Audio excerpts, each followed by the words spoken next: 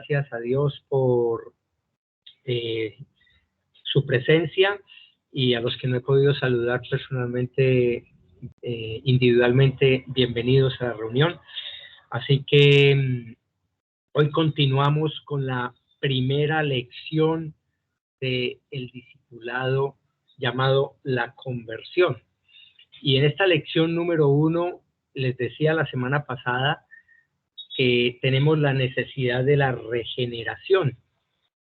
Y adelantamos, bueno, tal vez el 50% de la lección que yo les envié por WhatsApp, que ustedes ya pueden adquirir o pueden descargar en sus móviles o en sus computadores. Así que continuamos hoy con esta lección número 1. Y veíamos cómo Juan 3, de 3 al 8, la conversación que tuvo Nicodemo con el Señor Jesucristo, veíamos varias cosas que el texto refleja en esa conversación.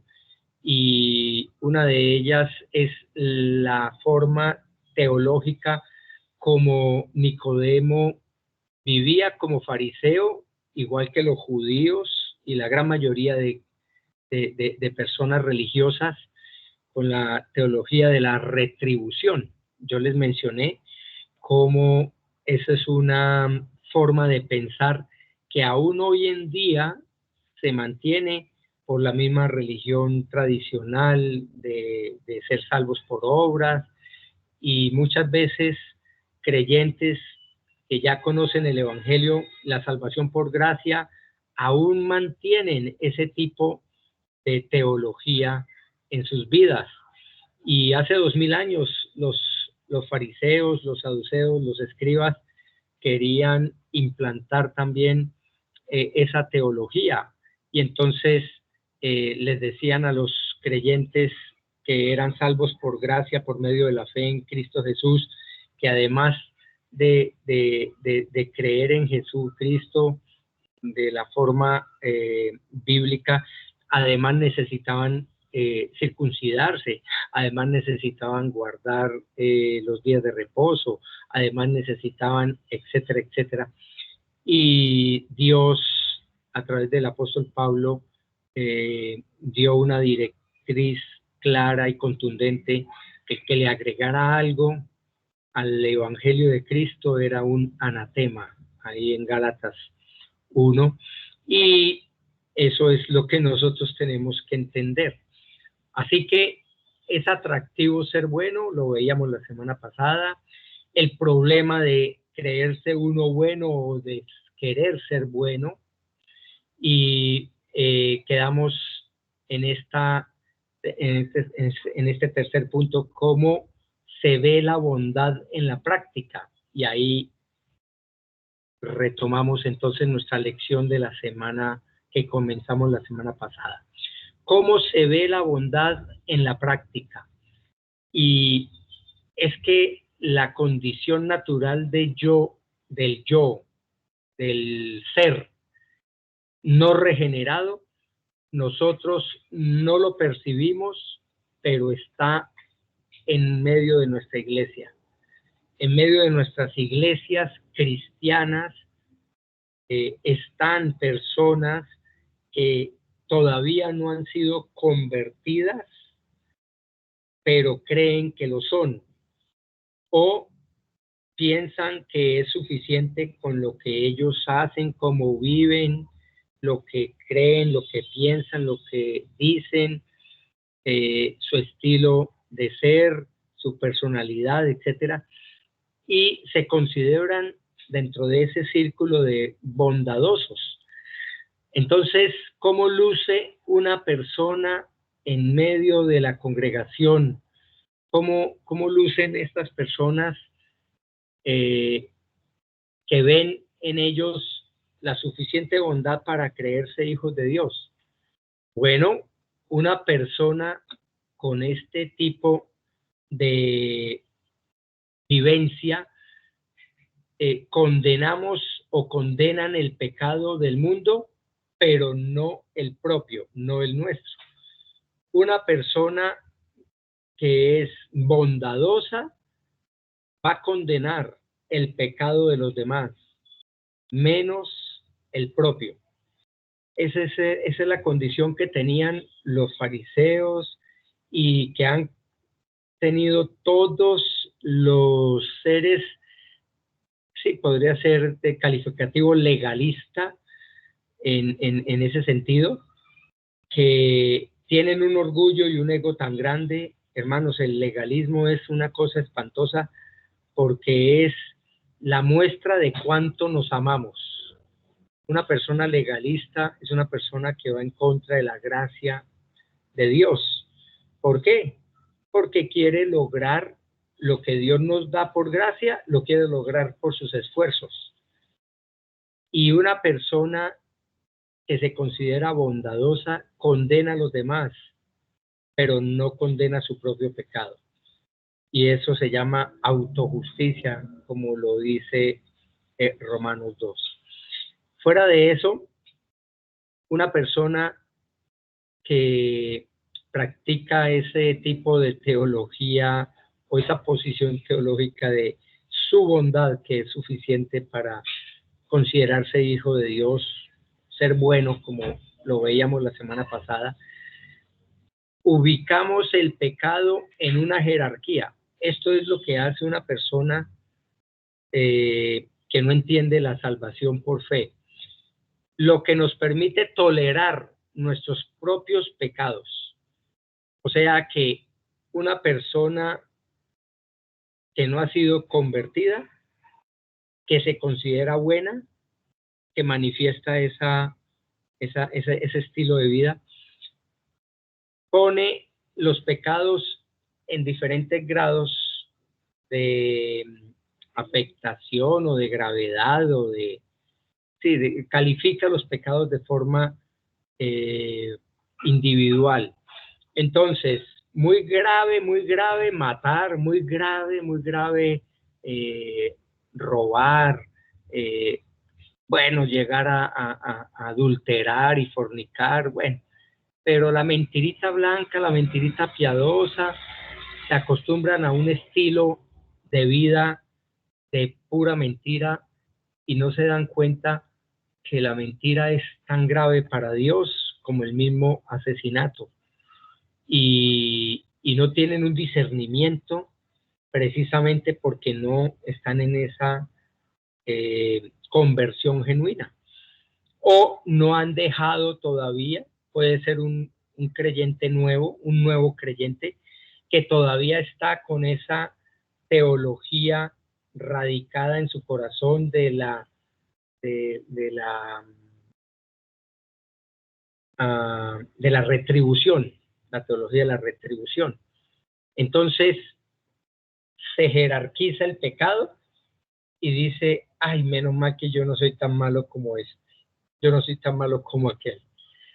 Fuera de eso, el lenguaje que utiliza es considerar el pecado nuestro como error.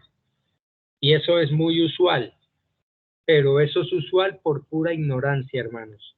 Porque si vamos al texto original, digamos, un ejemplo puede estar ahí en el Salmo 19:12, que dice, ¿quién podrá entender sus propios errores?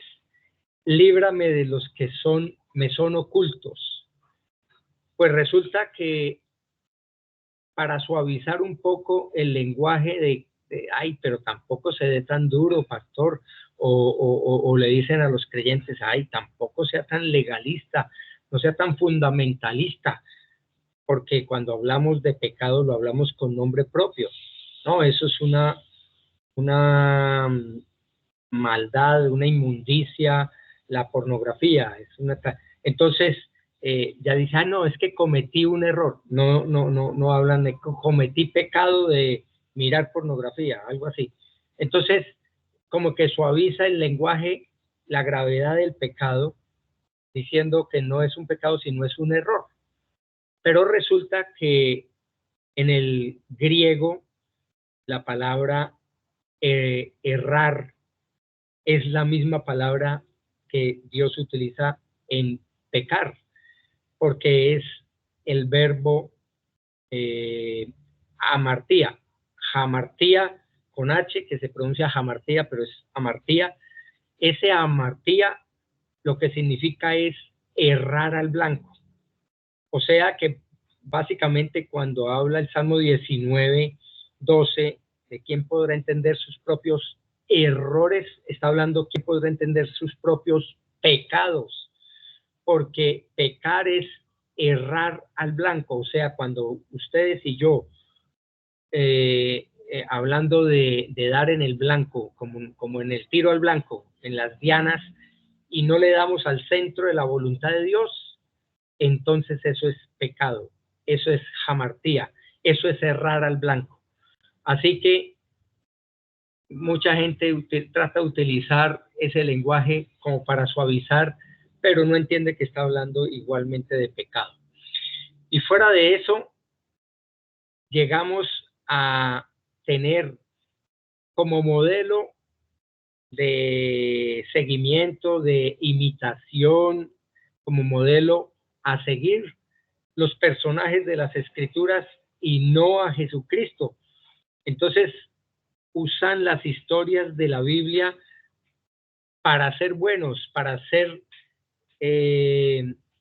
como David, para ser como Abraham, para ser como Job, grandes hombres de fe. Entonces se utilizan esas historias y esto es un error que tenemos bastante repetido en las clases de los niños, cuando muchas profesoras y aún profesores utilizan estas historias y entonces la enseñanza al final, la conclusión al final de la clase es que debemos ser como el rey David, que se arrepintió y esto y aquello, como la fe de Abraham, que aunque tenía muchos años le creyó a Dios, que podía ser padre de multitudes, etcétera, etcétera, o Job, que tuvo una prueba terrible y tal. Entonces, el modelo a seguir ya no es el Señor Jesucristo, ya no es el Salvador quien da la vida por nosotros, sino estos personajes que ya sabemos, hermano, no hay nadie justo, no hay nadie bueno, no hay quien busque a Dios. Ellos fueron encontrados por Dios porque Dios los buscó. Ellos nunca buscaron a Dios. Dios los buscó como lo hace con cada uno de nosotros. Entonces, mis amados hermanos, eso se ve en la forma práctica, personas que se consideran buenas y que tenemos dentro de la misma iglesia. Ahora, el evangelio en este caso es visto solo como un medio de autosuperación personal, como un medio de mejorar, de ser más aceptable ante los ojos de los demás y aceptable ante los ojos de Dios. El pecado entonces aquí lo va a ver es como un problema que arruina nuestra vida y que arruina nuestras relaciones y que se interpone en alcanzar las metas que nos hemos trazado como seres humanos. Entonces el pecado retrasó mi realización profesional y entonces tuve relaciones sexuales con la novia y quedó embarazada y entonces eso me hizo ponerme a trabajar en vez de seguir estudiando, cosas como esas sucede. Y hay personas que ven el evangelio es como eso, es como un medio para ser mejores y fuera de eso el pecado es un estorbo que Jesucristo puede quitar en nuestra vida. Y hermanos, eso es una falacia, eso es una herejía completa. Eso no tiene nada que ver con el evangelio verdadero, con la salvación o conversión auténtica. ¿Por qué? Ahí sigue nuestro siguiente punto, porque ser nuevo implica, o nueva criatura, o nacer de nuevo, implica una restauración completa, implica una transformación. No se trata de una reforma, entre comillas, de reformar al borracho, reformar al ladrón, reformar al mentiroso, reformar al adicto, reformar al sicario, al asesino, o reformar al fornicario, al adúltero. No, no se trata de una reforma que lo único que haría es como maquillar el cadáver, es como echarle base al, al, al, al, al, al, al, al sepulcro, como pintura al sepulcro para verlo mejor cuando está conteniendo huesos de muerto. Como dijo el Señor Jesucristo a los fariseos, que ustedes son sepulcros blanqueados, lucen muy bonitos por fuera, pero por dentro son llenos de huesos y de muerte, de rapacidad. Bueno, la conversión se trata de una transformación completa, una restauración total. Y ahí tenemos tres términos que nos dan idea de lo que es una verdadera conversión. Primero, una regeneración, ser regenerados, o sea, ser nueva generación, generados de nuevo, un nuevo nacimiento. Dice Primera de Pedro 3:1, hablando de la regeneración, cómo Dios es la fuente de la nueva vida.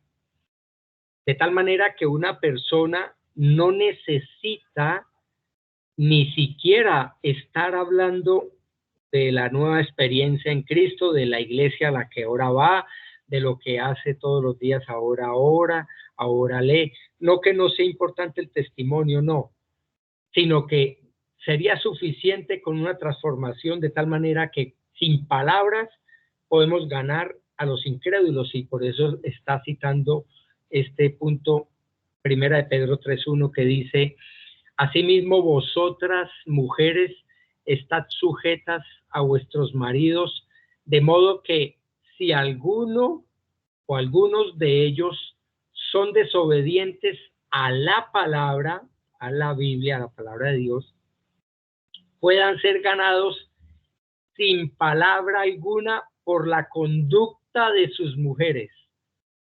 Y la parte de conducta está mostrando una transformación, una regeneración. Una persona que antes era, no sé, maliciosa, malgeniada, mal hablada, grosera, ofensiva, peleonera, bueno, una persona de esa manera, y ahora es todo lo contrario. Ahora habla con respeto, ya no hay vulgaridades, ya cuenta con Dios en su léxico, si Dios quiere, gracias a Dios, Dios mediante, Dios se lo pague, etcétera, etcétera. Entonces, hay una regeneración.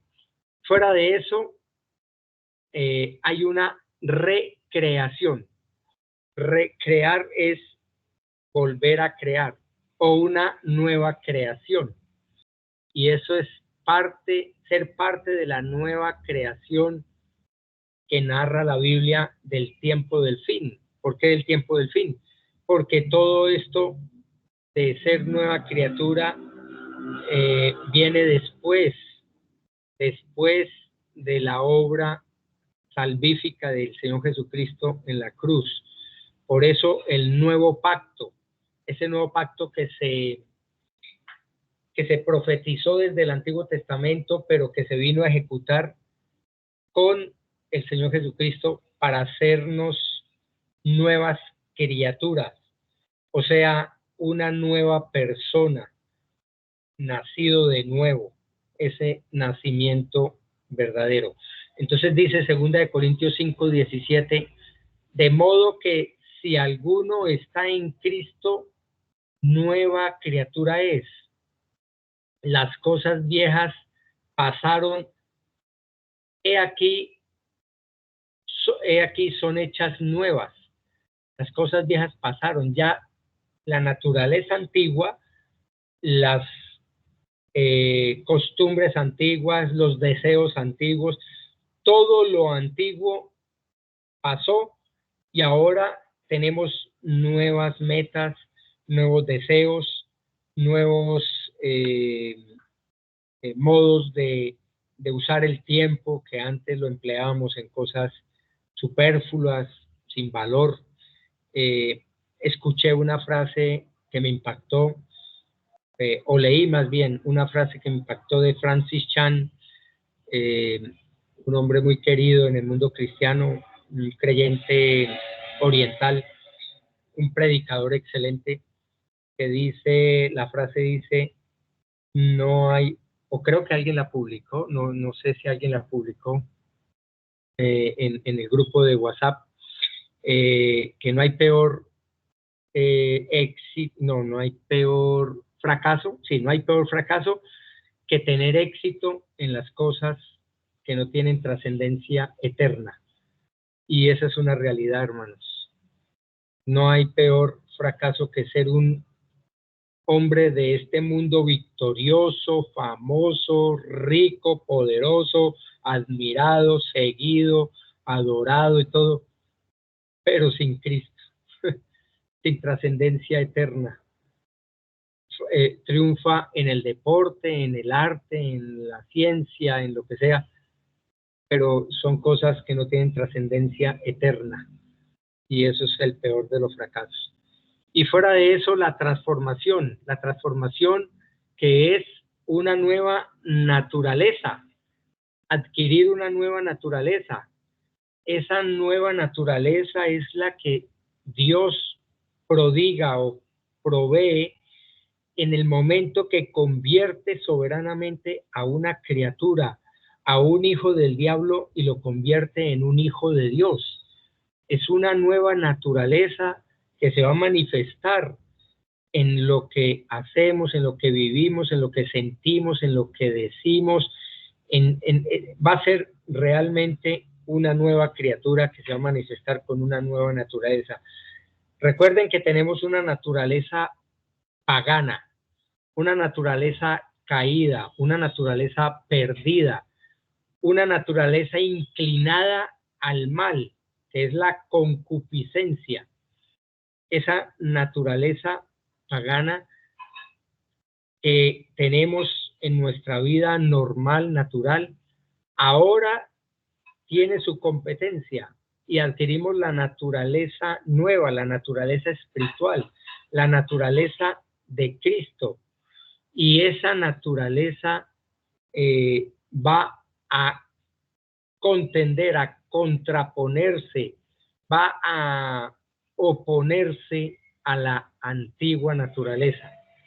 Dice Colosenses 3:10, y os habéis vestido del nuevo hombre, o el nuevo hombre es vestidos en Cristo Jesús, o la nueva naturaleza en Cristo, el cual se va renovando hacia un verdadero conocimiento. ¿Por qué? Porque vamos a tener el deseo de conocer cada vez más y más a nuestro Señor y nuestro Salvador. Por eso, una persona salva, genuinamente salva, va a desear leer la palabra de Dios, escudriñar la palabra de Dios, estudiar la palabra de Dios, etcétera, etcétera. Entonces, dice, se va renovando hacia un verdadero conocimiento conforme a la imagen de aquel que lo creó. Nos empezamos a conformar a la imagen y semejanza de nuestro Señor Jesucristo. Por eso es un verdadero engaño aquellas personas que creen que pueden mentir con una liviandad y con una facilidad y tienen una vida, por así decirlo, como una vida doble de cristiano, pero en el mundo, en la casa donde nadie los ve, donde no están los hermanos, donde no está el pastor compartiendo con él, una completa oposición a esa naturaleza nueva, porque Dios dice en su palabra claramente que quiebre cualquiera de los mandamientos de Dios, quiebra todos, los quiebra todos. A veces no entendemos que el hecho de que yo tenga una mentira repetida, usual, una vivencia mentirosa, no solo me está haciendo partícipe de las obras del diablo, el padre de la mentira, obedeciendo es al diablo y no a Dios, sino de pronto lo que está revelando es que esa persona no es salva genuinamente, no ha sido convertida genuinamente. Entonces, nosotros estamos conformándonos cada vez más y mejor a la imagen y semejanza de Cristo, entre tanto que Él vuelve. Y eso significa que vamos a crecer en el conocimiento y gracia del Señor. Vamos a saber cada vez más del Señor. Vamos a apartarnos más del pecado. Vamos a confesar más rápido el pecado. Vamos a perdonar más rápido. Sí, eso es un proceso. No en todos los creyentes es la misma velocidad. Ojalá. Yo quisiera que todos ustedes y todos los hermanos en la fe y todas las iglesias y hermanos maduráramos de una manera tan clara, tan rápida, que ya el pastor no tiene que dar consejería. El pastor ya no tiene que enredarse con pecados y con pecadores, por supuesto, todos somos pecadores, pero ya empleamos el tiempo en edificación, en ánimo, en gozo, en celebración, y no en resolver problemas y a ver cómo me enfrento a este chicharrón que se me presenta, etcétera, etcétera. Entonces, hay lo que implica una restauración completa es regenerado, recreado y transformado. Fuimos creados, hermanos, para la gloria de Dios, para amar a Dios y estar completamente satisfechos con Él. Nuestra verdadera satisfacción ya no va a ser ni el dinero, ni el empleo, ni la empresa, ni la familia como tal, sino Cristo. Pero ese pecado, el pecado que tenemos de naturaleza humana, normal, natural, lo heredamos únicamente porque amamos ese pecado. Esa es una de las cosas por las cuales nosotros tenemos que luchar para verdaderamente empezar a sentir aborrecimiento, odio por el pecado. Una persona que miente, odia, critica, codicia, roba, fornica, adultera, tal, y no se le da nada, es una persona o no convertida o no madura. Porque yo tengo que decirles, cuando yo llegué a los pies de Cristo, yo pequé varias veces y era horrible, me sentía mal y todo, pero seguía haciéndolo. Y Dios empezó a trabajar pecados repetitivos, pecados usuales.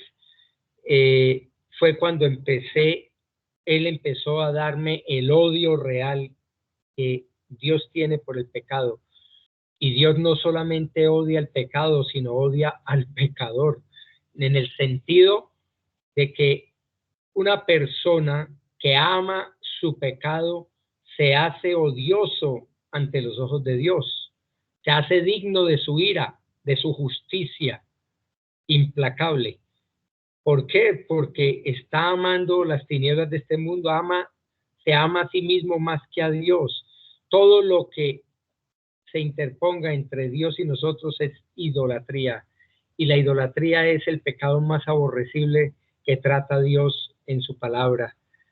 Él nos muestra la idolatría como algo verdaderamente asqueroso, tan horrible, hermanos, que vamos a ver ahorita un pasaje que nos va a poner en ese contexto. Entonces, la pregunta es, ¿por qué necesitamos ser nuevos? ¿Y cómo podemos ser nuevos o nacer de nuevo? Bueno, varias cosas o realidades que nos ponen en la necesidad de nacer de nuevo o de ser nuevas criaturas. Primero, nuestra inhabilidad. No importa cuán buenos seamos, cuán buena sea nuestra carne, no puede producir vida espiritual. La bondad de nuestra carne no produce sino muerte, pecado, orgullo. Juan 3:6 dice, lo que es nacido de la carne, carne es. Lo que es nacido del espíritu, espíritu es. Necesitamos nacer espiritualmente, porque en nuestras fuerzas, en nuestra carne, no vamos a lograr ni a conseguir nada, como los legalistas y los incrédulos autoengañados consideran que pueden agradar a Dios porque se esfuerzan, porque leen la Biblia, porque se la aprenden de memoria, porque aún la predican, como los de Mateo 7:21 y 23, que nunca fueron conocidos por Cristo. Así que somos incapaces de amar a Dios. ¿Por qué? Porque estamos muertos. Estamos muertos en nuestros delitos y pecados, dice Efesios 2:1.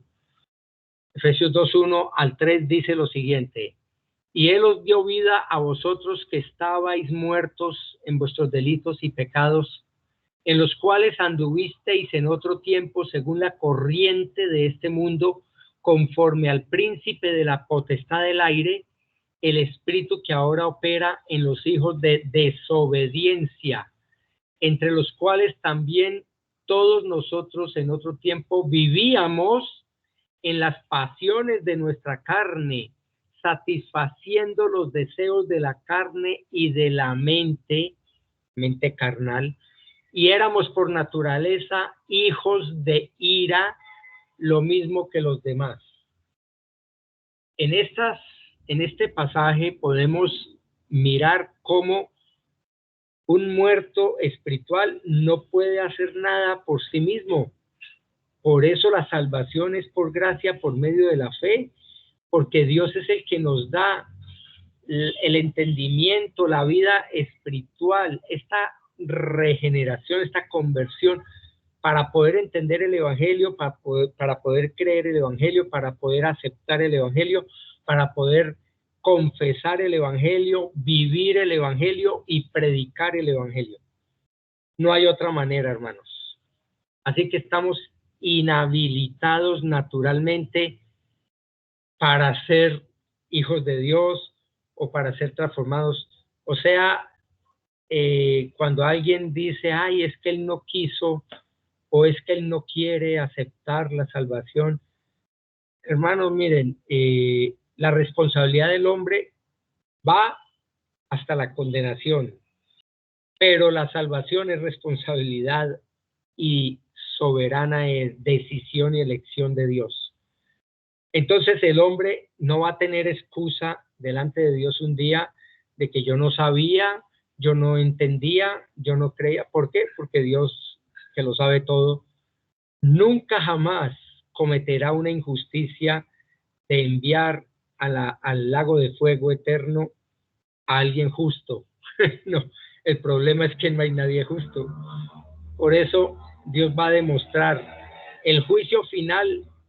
Acuérdense que ya lo he hablado varias veces, hermanos, el juicio final no es para ver quién hizo lo bueno y quién hizo lo malo, a ver, evaluemos aquí, a ver quién se salva. No, el juicio final es la declaración y aplicación de la sentencia que Dios ha determinado en el juicio que ya ejecutó hace 2000 años sobre la cruz. El juicio de Dios ya fue decretado y declarado y ejecutado sobre la persona más santa, más perfecta, más pura, más misericordiosa, más bondadosa, más generosa de todo el universo, que es nuestro Señor Jesucristo. Ahí el Evangelio es una muestra del juicio de Dios. Cuando alguien me dice, ay, es que Dios es bueno, a nadie va a condenar, yo les tengo que mostrar que si no se la rebajó ni a su propio Hijo, siendo el Dios perfecto, pero como se hizo cargo de nuestro pecado, como cargó en sí los pecados, ni siquiera el Padre escuchó las plegarias de Jesucristo 24 horas en Getsemaní. Si es posible, Padre, pasa de mí esta copa. Él derramó en esas 3 horas de tinieblas, de dolor y de condenación su justa ira sobre su Hijo. Y 3 días y 3 noches tuvo que padecer el Señor las consecuencias de haber llevado nuestras maldades, nuestros pecados, nuestras enfermedades y dolores. Todo lo que Él cargó lo pagó con creces. Y fue todo ser. Después hablamos de eso en otra ocasión. En segundo lugar, no solamente nuestra inhabilidad, sino también la santidad de Dios. La santidad de Dios. Dios no es como nosotros. Muchas veces nosotros llegamos a imaginar a Dios como nosotros y que Él se pone bravo si yo no hago esto y se pone contento si yo hago aquello y lo bajamos, lo rebajamos a nuestra condición humana. Y asimismo muchas veces actuamos como si Dios tuviera que hacer nuestra voluntad o la voluntad de un ser humano. No, Él es completamente apartado de nosotros. Él es completamente santo, apartado del pecado. Él no se impresiona con nuestra bondad, con nuestras obras. Él no se, ay, qué belleza, ay, qué admirable ese pastor, qué admirable ese creyente, qué admirable esa mujer de Dios, hermanos, mire, nosotros tenemos los beneficios que tenemos, es por Cristo en nosotros, nada más, hermano. Bajémonos de la nube de creer que somos satisfacción para Dios. Si no fuera por Cristo, hermanos, estaríamos bajo la ira de Dios, hijos de la ira, como dice Efesios. Así que nuestras bondades y acciones y toda nuestra justicia, mire, podríamos ser los seres más justos de la tierra, más justos que el mismo Job, más justos que el mismo Abraham, más justo que cualquiera de esos héroes de la fe. ¿Y saben cómo lo ve Dios? Miren lo que dice ahí Isaías 64:6. Dice, todos nosotros somos como el inmundo. El inmundo era la persona que se declaraba con lepra y le tocaba andar pregonando para que la gente no se le acercara siquiera. Inmundo, inmundo. Por eso dice que embosados, embosado quiere decir poner la mano sobre esta parte que es el bozo, el bigote. Entonces embosado como una especie de parlante en el Antiguo Testamento o en la Antigüedad. Soy inmundo, y les tocaba estar anunciándolo, como lo que hoy anuncian ahí de ventas de fruta, de arreglos, de yo no sé qué, y del aguacate y esas cosas. Así les tocaba a la gente cuando estaba con esa lepra, con esas enfermedades. Y resulta que dice Isaías 64:6, todos nosotros somos como el inmundo, el leproso, y como trapo de inmundicia todas nuestras obras justas. O sea, la persona leprosa que se envolvía los trapos, o la mujer menstruosa que usaba esos trapos para sus periodos. Exactamente eso es lo que Dios ve en nuestra justicia. Ojo, aquí no está diciendo nuestros pecados, aquí no está diciendo nuestros errores.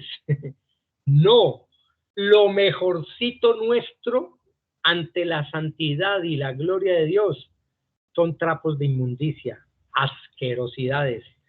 O sea que sin Cristo, miren mis hermanos, podríamos ser la mejor persona del planeta, somos trapos de inmundicia. Nuestra justicia son una porquería sin Cristo, sin Dios. Por eso es tan peligroso, hermanos.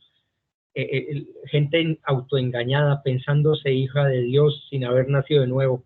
Y estamos viendo esta lección como algo contundente y real que nos aterriza. Todas nuestras obras como trapos de inmundicia, todos nos marchitamos como una hoja, nuestras iniquidades como el viento nos arrastran. ¿A dónde va a ser arrastrada la persona sin el perdón, sin la misericordia, sin la gracia de Dios, al infierno eterno, allá va a parar. Fuera de eso, debemos ver la gracia del Evangelio. Primero, nuestra incapacidad. Segundo, la santidad de Dios. Tercero, la gracia del Evangelio. Dios tomó la iniciativa de alcanzarnos siendo nosotros sus enemigos.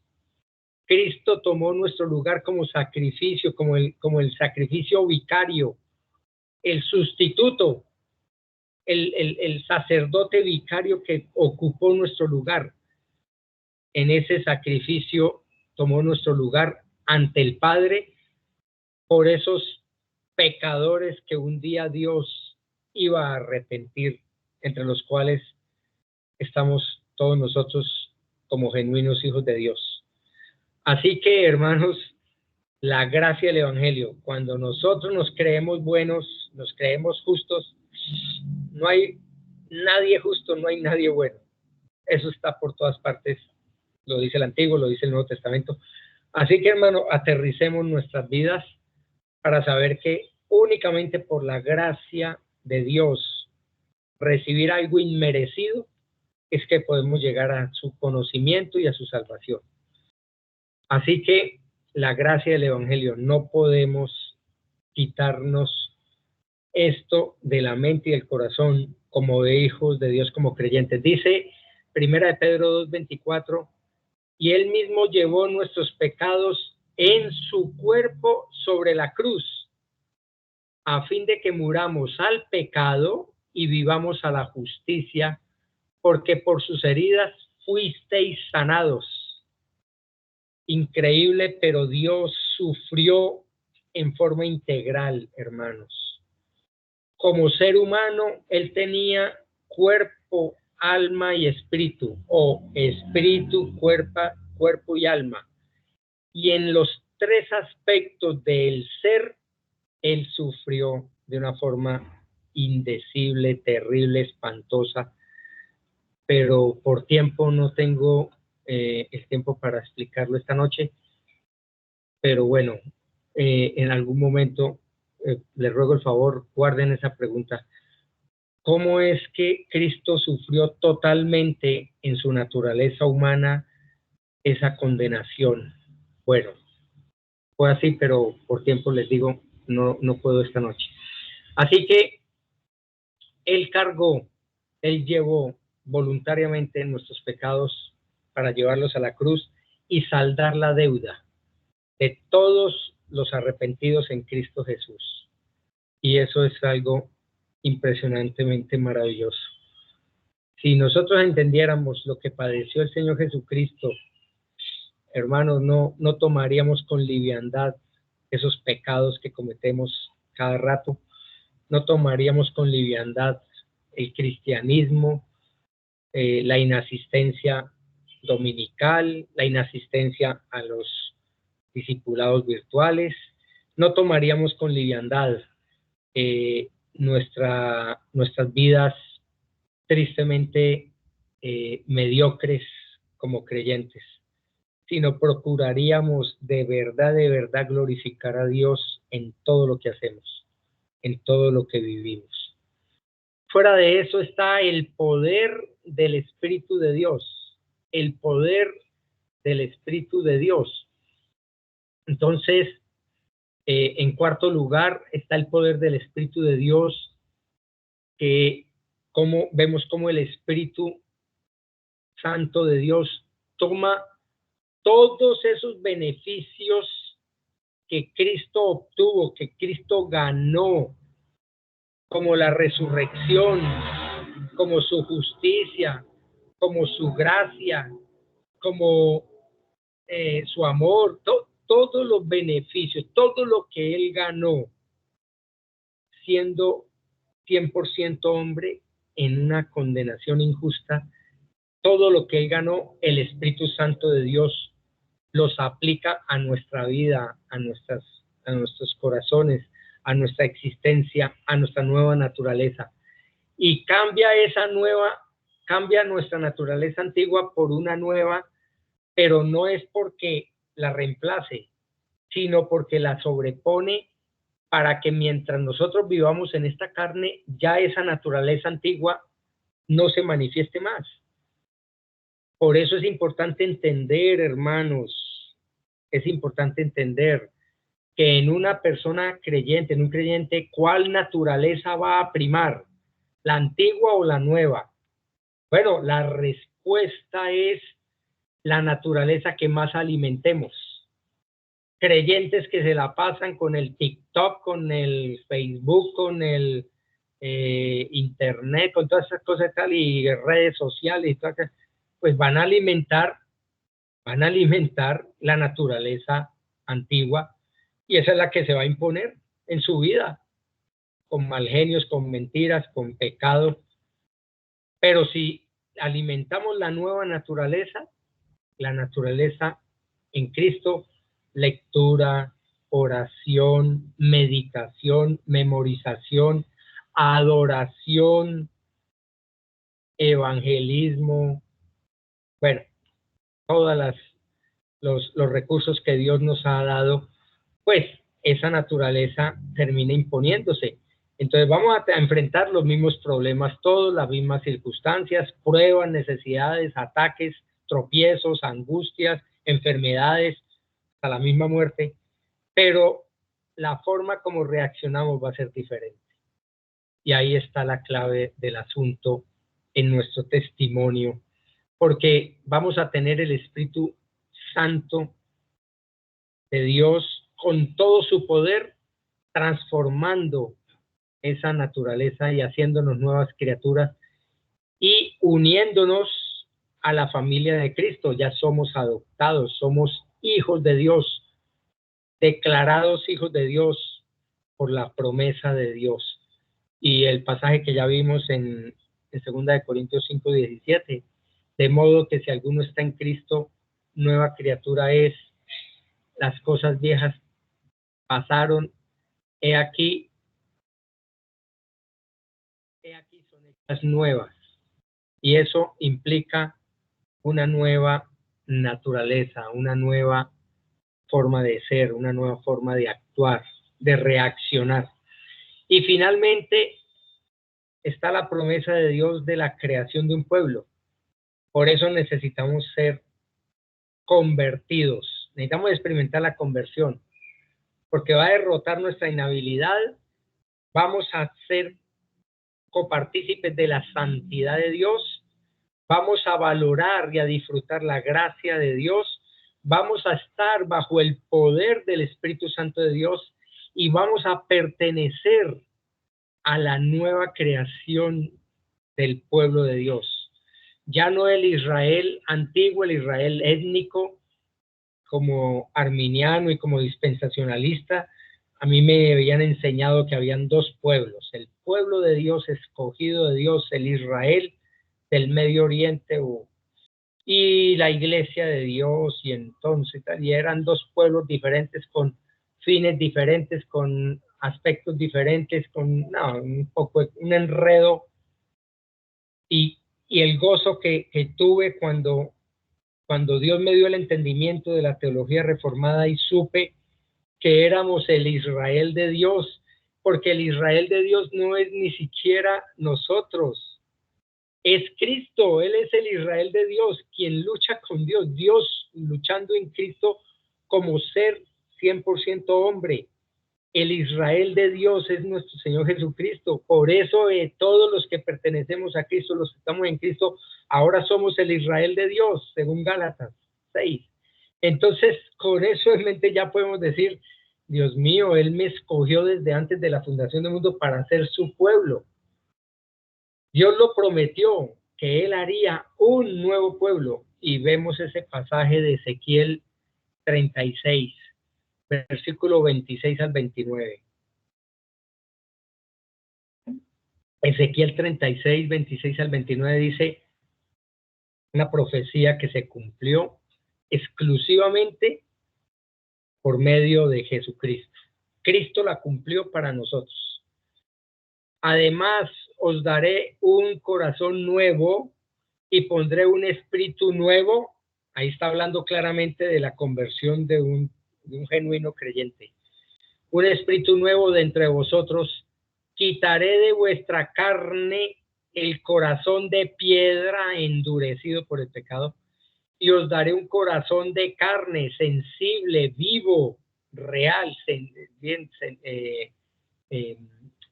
intuitivo a las cosas de Dios.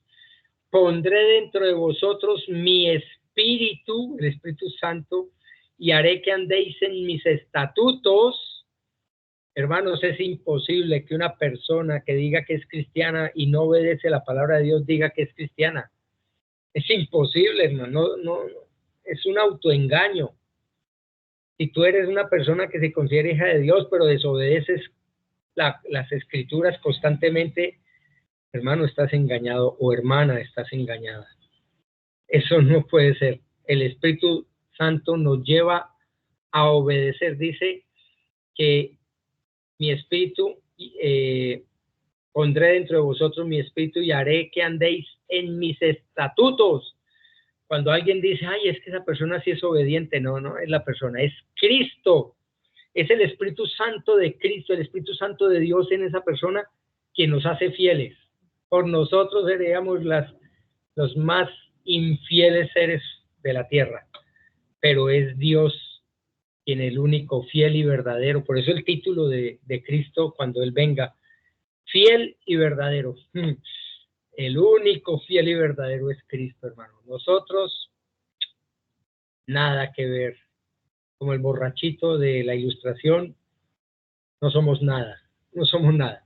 Y entonces dice, para que haré que andéis en mis estatutos y que cumpláis cuidadosamente mis ordenanzas. Hermano, esto es una obra 100% de Dios. El que comienza la buena obra la sigue y la termina. Es Cristo, es Dios. Dice el 28, habitaréis en la tierra que di a vuestros padres y seréis mi pueblo y yo seré vuestro Dios. Os libraré de todas vuestras inmundicias, llamaré al trigo y lo multiplicaré y no traeré hambre sobre vosotros. Aquí está hablando en forma metafórica porque esa tierra que prometió Dios, la tierra prometida que finalmente Israel ocupó, pero el Israel étnico con desobediencia y todas esas cosas, no era un pedacito del Medio Oriente. ¿Por qué? Porque Dios había prometido es toda la tierra y estamos habitando toda la tierra como pueblo de Dios, como pueblo escogido de Dios.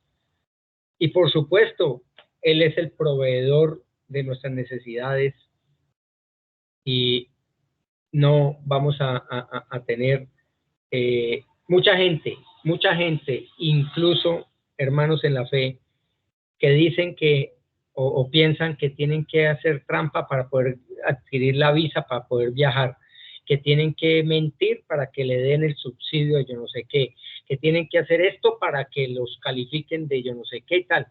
Hermano, esas personas, honestamente les digo, o son inmaduras, pero tan inmaduras que no creen en el poder de Cristo, en el poder de Dios para darnos lo que necesitamos, o están engañadas, creyéndose hijas de Dios, no han nacido de nuevo. Todas estas cosas las ejecutó Cristo cuando Él hizo su obra de cruz. No solamente su vida justa, perfecta, sino también su muerte, sepultura y, por supuesto, su victoriosa resurrección. Hermanos, si hay alguna pregunta, ya terminamos.